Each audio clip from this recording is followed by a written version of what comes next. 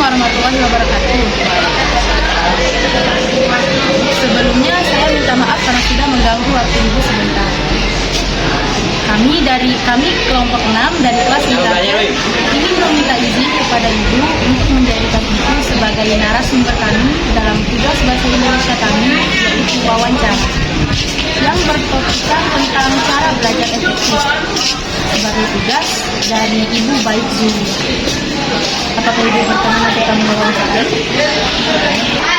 Baik, saya ingin menanyakan beberapa pertanyaan seputar topik tersebut. Pertama, metode apa saja yang paling sering Ibu gunakan dan mengapa? Kalau di pelajaran Ibu, terutama bahasa Inggris ya, metode yang paling sering Ibu gunakan itu di dalam kelas itu adalah metode belajar kelompok. Atau paling sering ya, itu belajar kelompok dan mempresentasikan hasil kerjanya yang sudah diminta kepada anak-anak di kelas.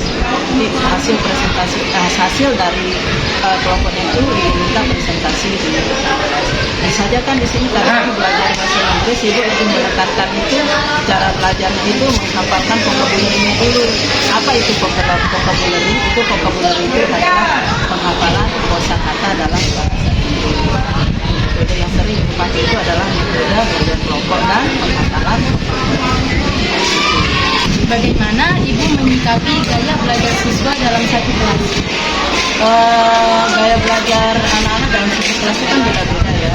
Ada yang dinamakan dengan gaya belajarnya itu, ada siswa yang lebih senang mendengar, ada siswa yang lebih senang itu ya bergerak, itu kinestetik namanya. Kalau yang seperti itu kelompok-kelompok.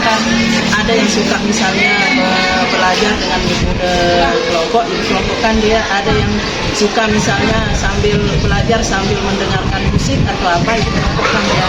Nanti di sana itu Ibu kelompokkan siswa yang sedang belajar dengan cara mendengarkan, cara menulis, cara bercerita, itu nanti dikelompok-kelompokkan dia. Gimana supaya anak-anak itu nanti dapat gitu belajarnya masing-masing. Biar Nah, pertanyaan selanjutnya, bagaimana cara Ibu memotivasi siswa yang terlihat kurang antusias dalam belajar? Biasanya ini karena jujur aja ya, karena ini adalah bahasa Inggris. Sebenarnya itu banyak siswa juga yang kurang antusias dalam mata pelajaran Ibu, terutama yang bahasa Inggris. Nah, cara Ibu memotivasinya itu kadang untuk menarik perhatiannya itu kadang Ibu puterin kayak video pendek, cerita tentang aktiviti mereka dari dia bangun sampai dia tidur lagi apa dalam. Tapi yang paling sering sih Ibu putarkan dia video. Cuman kalau untuk motivasinya ini Ibu suruh hafal dia 4, suruh menghafal 4 kosakata per hari.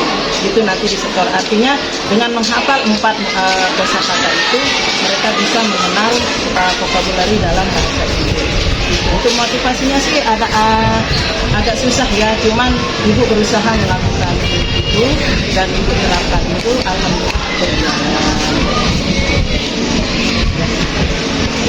Pertanyaan selanjutnya, bagaimana cara Ibu menangani siswa yang sulit diatur? Selama ini sih banyak ya, tapi yang paling sering Ibu lakukan, misalnya kalau anak itu duduknya di belakang, Ibu suruh duduk depan dan saya bisa memperhatikannya. Bukan dia kesibukan kayak mengajarkan tugas yang dimengerti oleh dia. Jadi Ibu tidak dikasih kesempatan dia main-main, apalagi mengganggu pendengar. Biasanya kalau siswa yang seperti itu, Ibu suruh duduk di depan, atau kalau enggak Ibu suruh duduk dia di meja Ibu dan memberikan dia kesibukan supaya tidak mengganggu pendengar. Artinya kalau yang paling sering Ibu lakukan itu adalah menyuruhnya supaya dia lebih memperhatikan apa yang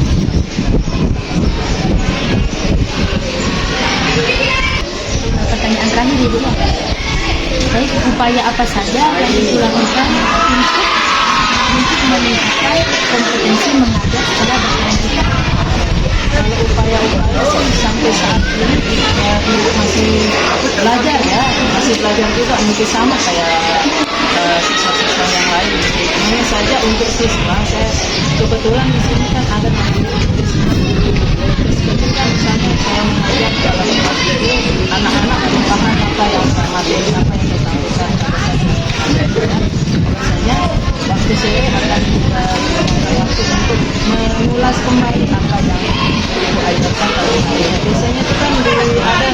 eskul ya, terutama eskul bahasa Inggris, adik-adik yang belum bisa mengerti pelajaran bahasa Inggris pada saat ibu ini aplikasi, nanti pada saat kursusnya ibu mereka bisa menanyakan dan mereka bisa lakukan pada saat pelajaran yang di sana, kami akan bersama-sama.